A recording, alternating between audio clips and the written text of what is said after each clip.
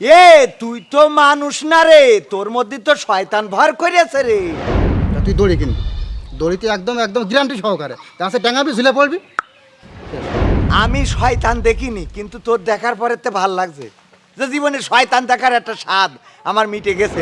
সেই চিরকুটটা খুলে পড়ে নিজের চোখের পানি মুছতে লেগে, আরে আমার মা এত মিথ্যাবাদী ছিল। ওই চিঠিতে কি লেখা ছিল জানিস চাচা? আরে মন খারাপ করে কি হবে? মন খারাপ করে কোনো লাভ আছে? আরে মনের বুঝিত পারছি না রে, মনটা বিশাল খারাপ, খুব খারাপ লাগছে। ঘরের মধ্যেই দরজা দিয়ে সে কি কান্না কানলাম, তাও মনের বুঝিত আছে। তুই একটা কাজ করতে পারিস। কি কাজ? কাজ তো অনেক কি করা যায়, তুই একটা কাজ কর, কি? তুই আত্মহত্যা কর।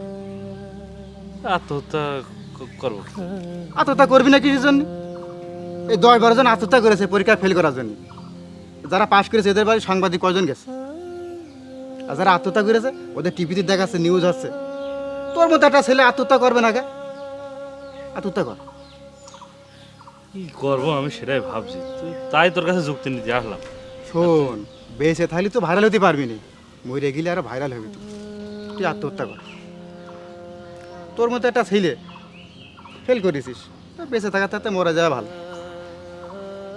তাছাড়া কি করবো ক? এখন তুই দেখ, তুই যেটা বলবি সেটাই আমি শুনবো। তোর আমি খারাপ যুক্তি দিতে পারি? তোর আমি ছোটবেলার বন্ধু না?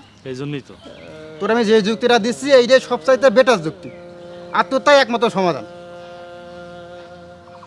আর যে যে যে যারা পাশ করেছে এদের কাছে সাংবাদিক পুলিশ কয়জন আসছে? তা তো না। তুই আত্মহত্যা করবি না, তোর বাড়ি কিন্তু সাংবাদিকে ঢিবে হয়ে যাবে। তখন আমরা যে সাক্ষাৎকার দেবো আমরাও ভাইরাল, তুইও ভাইরাল। বেঁচে থাকতে তোর কাছে কয়জনই আছে? তুই কি ভালো হতে পারিস বেঁচে থাকতে? আসবে কি, আমি ফেল করেছি তাই আমার কত লোকের গালাগালি শুনতে আছে আমি জানি। তাহলে তুই ওই ডিসিশন ফাইনাল, তুই মরে যা, আত্মহত্যা কর। ওরে আত্মহত্যা যে করবো, আত্মহত্যা করতে গেলে বিষ কিনা লাগবে না? সে বিষ কেনার টাকা নেই। তোর আমি ছোটবেলার বন্ধু না? হ্যাঁ, এতটুকু উপকার যদি আমি না করতে পারি তাহলে বন্ধু হলাম কিসের জন্য? সকালবেলা আব্বার পকেটে মনে কর 500 টাকা ঝাড়, তো কই আব্বার পকেটে 500 টাকা ঝাড়িছি, এই টাকাটা তুই নে, নিয়ে তুই একটা কাজ কর, দড়ি কিনবি, 20 তেল কিনবি না, কারণ এই 20 তেলে গ্যারান্টি নেই। ওই যে আব্দুলের বউ এই 2 দিন আগে যে ওই যে ইন্দুর মারা ওই ওষুধ কিনে আলে, বুঝলি তো, খেয়ে মরিনি, মরার জন্য কিন্তু খাইলো, মরিনি। তা তুই দড়ি কিনবি, দড়িতে একদম একদম গ্যারান্টি সহকারে গাছে টাঙাবি, ঝুলে পড়বি, শেষ। আরে তোর ওজন জন্য কত? 87-88 কেজি। ও তাহলে তো মেলা। তুই একটা কাজ করবি, নর্মাল দড়ির জন্য কিনবি না, মোটা থেকে দড়ি কিনবি। নর্মাল দড়ি কিনলি আবার ওই যে গলায় দিলি দেখা যাচ্ছে তুই ছিলে পড়ে গেলি, ওটা তো মরবি না, বুঝতে পারিস? তাই করবো না, আসলে তুই মানুষ না বুঝলি, তুই যে বন্ধু আমার, তুই যে উপকার করলি, এরকম উপকার মানুষের করে না। আমি খুব খুশি। আর ওই যে ছোটো গাছে দিছেন, হ্যাঁ, যাতে আমাদের আবার তুই মরার পরে লাভাতে সুবিধা হয়। যা যা প্রস্তুতি নিয়ে যা। আমি ধন্যবাদ বন্ধু। এ চাচা, বল। কষি তোর মাথায় চুল উঠেস না কি রে চাচা? সবাই বলছে, তো এখন তোর চোখে কি ধরা পড়িস তা তো আর আমি জানি না। আমি তো বারবারই দেখি যে তোর মাথায় টাক পড়া, কিন্তু আজকে মনে হচ্ছে যে মাথায় চুল উঠেছে। ওটে ওটে কি এই সদুলে তোর গল্প বাদ দে চাচা, আজকে জীবনে একটা ভালো কাজ করে আসলাম। আরে বাবা, মনে আছে যেন মহাভারত জয় করে এসেছিল। আরে এত ভালো কাজ করলাম, মানে কাজটা করে আমার গর্বিত গর্বিত ভাব, মানে বিশাল একটা মানে ফুর্তিতে রয়েছে। আমি খুব, আমার আনন্দ হচ্ছে চাচা আজকে। কি এ মারুপ, এই মারুপ, এই কি এই আইসিসি কেন একটা সালাম দিছিস? সালাম দিছিস একটা? কে সালাম দিতে হবে কত? আসসালামু আলাইকুম বলবি না তুই? এই বয়, তুই বয়, আসলে ভুল হয়েছে। এই সেতে আমি আর চাচা কেনে বসে তুই সালাম না দিয়ে কথা বলিস কোন সাহসে? শিক্ষা নেই, শিক্ষা নেই, এটা দরকার। আর একটা কথা আমি চাচা তোর কই, তুই কলি যে মহাভারত জয় করে এসেছিস, কি মহাভারত জয় কি? ভারত জয় করে আইছিস? এই ভারতের মহাভারত বলে, বুঝিস এসব তুই কিছু? এই টেটেরা তুই চুপ কর। এ শালা, মহাভারত তুমি কি ওই এই ধর্মগ্রন্থের কথা ভাব যাও? মহাভারত মানে ভারতবর্ষ বিশাল বড়, তাই ওর বলে মহাভারত। তাহলে ঠিক আছে, তা তুই এই কথা কথা আবার এত আর আর তুই কি ওই টেরার সাথে বকবি নাকি? আমার গল্পটা শুনবি তুই? কি গল্প শুনবো? তোমার কি জ্যৈষ্ঠী মাসে আম পেকেছে সেই গল্প শুনবো নাকি? তা কলাম কি আমি এতক্ষণ ধরে? তো বল। বলছি ওই যে আমাদের রকি আছে না, হ্যাঁ। ও পরীক্ষায় ফেল করেছে, বুঝলি? ফেল করে তো আমার কাছে জিজ্ঞেস করছে কি করবো কি কি কি কি করবো কি না করবো এটা জিজ্ঞেস করছে তা আমি একটা দারুণ যুক্তি দিয়ে আসছি। কি যুক্তি? আমি বলেছি কি তুই আত্মহত্যা কর, এখন ও আবার রাজি হয়েছে। আল্লাহ তাতে কিছু করছে না। আরে বাবা, ও রাজি হয়েছে মানে একটা জ্বলন্ত প্রতিভা কবর দিয়েছিলে। তা আত্মহত্যাটা যুক্তি দিলাম না তার আমি। এই এই আনন্দে আত্মহারা হয়ে যাচ্ছিস। তা আত্মহারানাতে কি? এ মারুপে, এ তুই তো মানুষ না রে, তোর মধ্যে তো শয়তান ভর করেছে রে। হ্যাঁ, কে শয়তান ভর করবে কে? আমি শয়তান দেখিনি, কিন্তু তোর দেখার পরে তো ভাল লাগছে। যে জীবনে শয়তান দেখার একটা স্বাদ আমার মিটে গেছে। তোর চেহারাটা আর একটু ভালো করে ক্লিয়ার করে দেখতে পারলে আমার ভালো লাগতো। তা আমি তো ঝাপসা। যাই শালা টেরা, মুখ মুখ সামনে কথা কর, তোর একটা চড়ে তো দাঁত খুলে দেবো লাগবে। এই চুপ কর। ভাইয়া তোর আমি মেজে ফেলাবো, তুই কাকে কথা বলছিস? তোদের হাত দুকন দে দিনি, তোদের আল্লাহর কিরে দুহাই, তোরা দুজন আমার বাড়ি আর আসিস নে। আচ্ছা, এই চাচা তুই আমার একটা কথা কর, ওর আমি ভালো যুক্তি দিইনি। ও কইরেছে ফেল, ওর বেঁচে থাকার কোনো যুক্তি আছে ওর? এ সামরা, এই আমি তোর চাচা, আমি তোর একটা কথা কই। আরে ম্যাট্রিক পরীক্ষায় যে ফেল করিছে, এ তো ফেল করিয়েছে, এর অর্থ এই না যে আজীবনে পাশ করতে পারবে না। ওর তো আবার সুযোগ আছে। একবার ফেল করিলে দেখো শতবার, না পারিলে 1000 বার। হট, একবার না পারিলে দেখো শতবার। হ্যাঁ, তাই সেই শতবার দেখা তো শেষ হবে না। 57 বছর বয়সে, দূর বছর না বছর, ওই যে পুলিশ কনস্টেবল, আরে 57 বছর বয়সে পাশ করেছে। আর মার সাথে খালা, আর খালার সাথে মেয়ে, দূর মেয়ের সাথে মা, আর মেয়ের সাথে খালা একসাথে হ্যাঁ, এরকম অনেক বহু নজির আছে। আছে। তোর এবার আমি একটা ঘটনা বলি। শতাব্দীর সেরা বিজ্ঞানী হয়েছিল বিজ্ঞানী টমাস আলভা এডিসন। এই টমাস আলভা এডিসন এ যখন ছোটবেলায় স্কুলে গেল, ওর টিচাররা একটা সিরকুট লিখে দিল, চিঠি, যে এটা তোমার মার হাতে দিবা, আর কারোর হাতে দিবা না। টমাস আলভা এডিসনের মার কাছে যখন ওই চিঠিটা দিলে, ওর মা পড়ে বলল, বাবা, শুধু পড়ে কিছু বলার আগে কান্না করছিল, চোখের পানি পড়ছিল। সন্তান টমাস আলভা এডিসন বলছে, কানসাও কেন মা?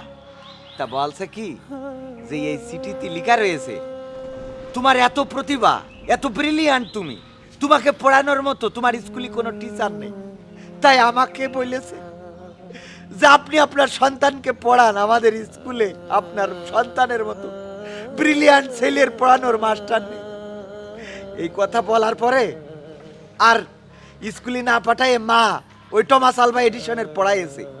পড়াইয়ে তার এত জ্ঞানী বানাইছে যে জ্ঞানীর থেকে সে বিজ্ঞানী হয়ে গেছে। বিজ্ঞানী হওয়ার পরে সে শতাব্দীর সেরা বিজ্ঞানী এই পুরস্কার যখন পেল, তখন মা বেঁচে নেই। একদিন পুরনো খাতা পত্তর সিরকুট এইসব যেখানে থাকে ঘাটতি ঘাটতি ওই সিরকুটটা পেল। হঠাৎ মনে পড়ে গেল শৈশবকালে এই সিরকুটটা টিচাররা দিয়েছিল মাকে দেওয়ার জন্য। সেই সিরকুটটা খুলে পড়ে নিজের চোখের পানি মুছতে লেগে, আরে আমার মা এত মিথ্যাবাদী ছিল। ওই চিঠিতে কি লেখা ছিল জানিস চাচা? চিঠিতে লেখা ছিল, আপনার সন্তান টমাস আলভা এডিসন সে একজন প্রতিবন্ধী, আর আমাদের স্কুলে কোনো প্রতিবন্ধীকে পড়ানো হয় না, সুতরাং আপনার সন্তানকে আপনিই পড়ান, আমাদের স্কুলে পাঠাবেন না। আর এই চিঠিটা মা তাকে কিভাবে পড়ে শুনিয়েছিল যে তুমি ব্রিলিয়ান্ট। তাই ওই চিঠি পড়ার পরে সে বলেছিল, আমি মিথ্যাবাদী মায়ের শতাব্দীর সেরা বিজ্ঞানী সন্তান। একজনের মধ্যে প্রতিভা থাকে, সে ফেল করা মানেই হেরে যাওয়া না, আর পাশ করা মানেই জিতে যাওয়া না। যারা ফেল করে আত্মহত্যা করছে এরা দুনিয়া আখেরাত দুটোই নষ্ট করছে, অথচ এদের মধ্যে প্রতিভা ছিল। তবে একটা বিষয় খেয়াল করেছিস চাচা, কি? এই যারা টিকটক করিয়ে কুল পায় না ওরাও পাশ করেছে এবার। তা ভালো ভালো ছাত্রগুলো ফেল করে কিভাবে? এদের কি ফেল করে না করাইনো হয়? জানি, এখন বিষয় তো কি করে কব বল। এবার আমার একটা কথা ক, মারুফ যার আত্মহত্যা করতে বলিছে, এই আত্মহত্যা শুধু করতে বলিছে না ওর বিষ তেল কিনে দিছিস? এই শোন আমার কথা শোন, ও যে আমি আত্মহত্যা করতে বলেছি না, এটা লাভ তো আমাদেরও। এই চাচা তোর কোনদিন টিভিতে দেখা হয়েছে? না। এই সবদুল তোর কোনদিন দেখা হয়েছে টিভিতে? ও যে মরবে না, মরার পরে মনে কর সাংবাদিক পুলিশ টুলিশ সব এসে আমাদের সাক্ষাৎকার নেবে, তখন আমাদের টিভিতে দেখাবে না? আরে ভালো না ক, টিভিতে দেখালে লাভ হবে? তাতে টিভিতে দেখাবে আমাদের, বিশাল একটা ব্যাপার না? এই একটা জীবন এসছে তো টিভিতে দেখানো কি লাভ বেশি? ওই ছেলেটা যদি বেশি থাকে জীবনে অনেক কিছু করতে পারে। আরে ও এই পৃথিবীতে যত বড় বড় ধনী আছে ওরাও বেশি লেখাপড়া জানে না, বড় বড় বিজ্ঞানী আছে তারাও বেশি লেখাপড়া জানে না, কিন্তু ধনী হয়েছে, বিজ্ঞানী হয়েছে, সমাজসেবক হয়েছে, রাষ্ট্র পরিচালনা যারা করে তারাও কিন্তু অনেকে অনেক লেখাপড়া কম জানে। হ্যাঁ, বাইডেন ম্যাট্রিক ফেল করে 3বারের বার পাস করি। হ্যাঁ তোমার সাথে কই বাংলার খবর নেই, উনি আমেরিকার খবর নেই বসে রয়েছে। এ চাচা তাহলে আমি তো সেই রকির আরো যে গলায় দড়ি দেবে, দড়ি কিনা টাকা নেই, আমি ওরা টাকা দিয়ে আসলাম। এ মারুফ এই, তুই এই শয়তানি কথাবার্তার জন্য তোর আমি দু চোখ পড়ি দেখতে পাইনি। আমার চোখে আমি তোর সুজা চোখে আমি তোর কোনো সময় দেখি না। ও না আমার দু চোখ পড়ে দেখবে না, চোখ আছে। আমি তোর সুজা চোখে আমি এই জন্য কোনো সময় দেখি না। আমি তোর কচ্ছি শোন, আমি রকির ঠেকাতে যাচ্ছি, আর তুই একটা কথা মনে রাখবি, আত্মহত্যা কোনোদিন কোনো বিষয়ে সমাধান না। থামাইয়ে দাঁত খুলি দেবো বিয়াদব কোথাকার, যেখানে সেখানে আত্মহত্যা করতে বলিস কার জন্য? ওই সামনে একটা আগে যা, আগে যা, আগে যা। না, আমি রকির ঠেকাতে যাই। ও শোন, তারপর একটা কথা শুনে যা তুই। এই মানুষের পাস ফেল হচ্ছে ভাগ্যের ব্যাপার, অনেক সময় ভালো রেজাল্ট করে, অনেক সময় খারাপ রেজাল্টও করে। তো এই বিষয় নিয়ে কেউ আত্মহত্যা করবে এটা কারো কাম্য নয়। একটা সন্তান লালন পালন করে বড় করতে যে কত কষ্ট মা বাপ ছাড়া কেউ কিন্তু জানে না, ঠিক আছে? এই জন্যই যারা পড়ালেখায় ফেল করে এদের উচিত বড় বড় মনীষীদের জীবনী নিয়ে শিক্ষা নেওয়া, যাতে আবার ফের তারা চেষ্টা করতে পারে। পাস করবে, অসুবিধে কি? এক বাপ মার তাদের সম্পদ, একটা ছেলে বা একটা মেয়ে বাপ মার কিন্তু সম্পদ, ঠিক না? আমিও তো গবেষণা করিতে আমি নিজেকে সান্ত্বনা দিয়েছি। কবি রবীন্দ্রনাথ নজরুল, সে ছিল দুঃখু মিয়া, পরে সে বড় লোক হয়েছে। কবি রবীন্দ্রনাথ এর কথাবার্তা, ওই নজরুলের কথা আবার তুললি। নজরুল যখন বুলবুলি নামে একটা ছেলে ছিল, ও মরে যাওয়ার পরে মাটি দেবে সেই টাকা পর্যন্ত ওর কাছে ছিল না, তাই এক প্রকাশকের কাছে গেল। যাওয়ার পরে সেই প্রকাশক বলেছে, তুমি যদি এখন উপস্থিত, এখন যদি তুমি একটা কবিতা লিখে দিতে পারো তাহলে তোমার ছেলের মাটি আর দাফন দেওয়ার জন্য আমরা টাকা দেবো। তখন নজরুল ওই বুলবুলি নিয়ে একটা কবিতা লিখিল। হ্যাঁ, আমি এই ঘটনা রবীন্দ্রনাথ ঠাকুরের জীবনীতে পাইলাম। উল্টো এ শালা তুই যাবি আনতে? আচ্ছা যা, ওই তুই রকেট ঠেকে কি যা, আচ্ছা, আমি তাহলে রকিট ঠেকাতে গেলাম। যা। তবে তোর কাছে সর্বশেষ বিজ্ঞানীর নাম বলে যাচ্ছি, বিজ্ঞানী ওবায়দুল কাদের ফখরুল ইসলাম আলমগীর, সবচেয়ে বড় বিজ্ঞানী, এটা বাতে রাখ।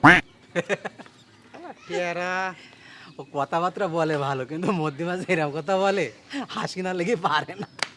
চল যাই।